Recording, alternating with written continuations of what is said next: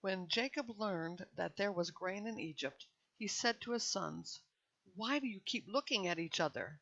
Listen," he went on, "I have heard there is grain in Egypt. Go down there and buy some for us, so that we will live and not die."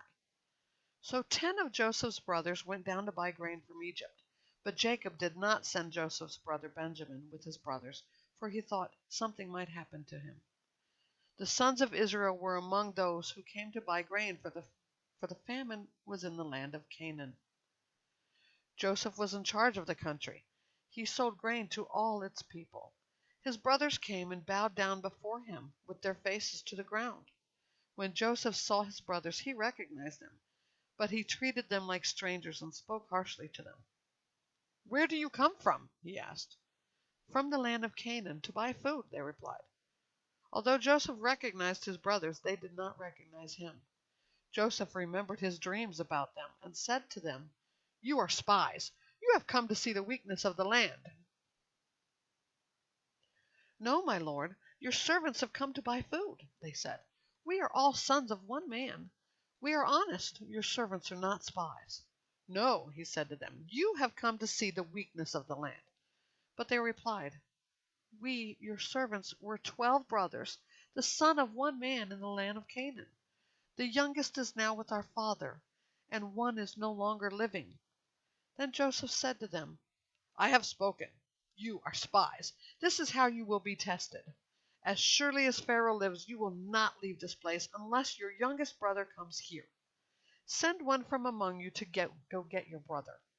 The rest of you will be imprisoned, so that your words can be tested to see if they are true. If they are not, then as surely as Pharaoh lives, you are spies." So Joseph imprisoned them together for 3 days. On the 3rd day Joseph said to them, "I fear God. Do this and you will live. If you are honest, let one of you be confined to the guardhouse, while the rest of you go and take grain to relieve the hunger of your households. Bring your youngest brother to me, so that your words can be confirmed.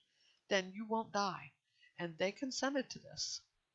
Then they said to each other, "Obviously we are being punished for what we did to our brother. We saw his deep distress when he pleaded with us, but we would not listen. This is why this trouble has come to us." But Reuben replied, "Didn't I tell you not to harm the boy? But you wouldn't listen. Now we must account for his blood."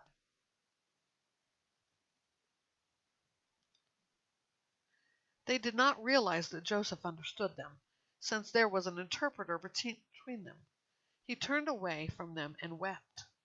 Then he turned back and spoke to them.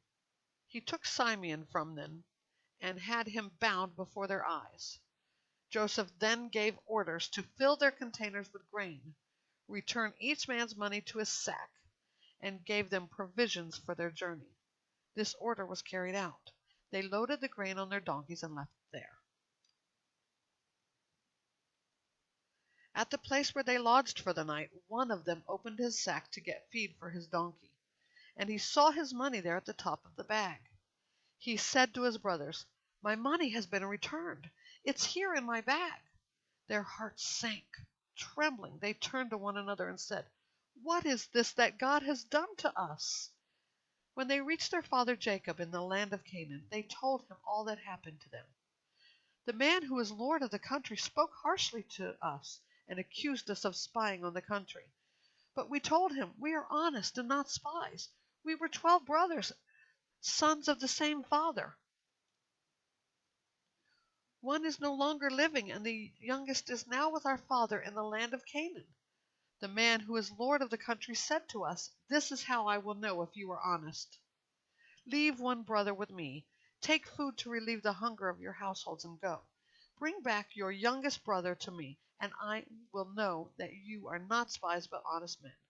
I will then give your brother back to you, and you could trade in the country.' And they began emptying their sacks. There in each man's sack was his bag of money. When they and their father saw their bags of money, they were afraid.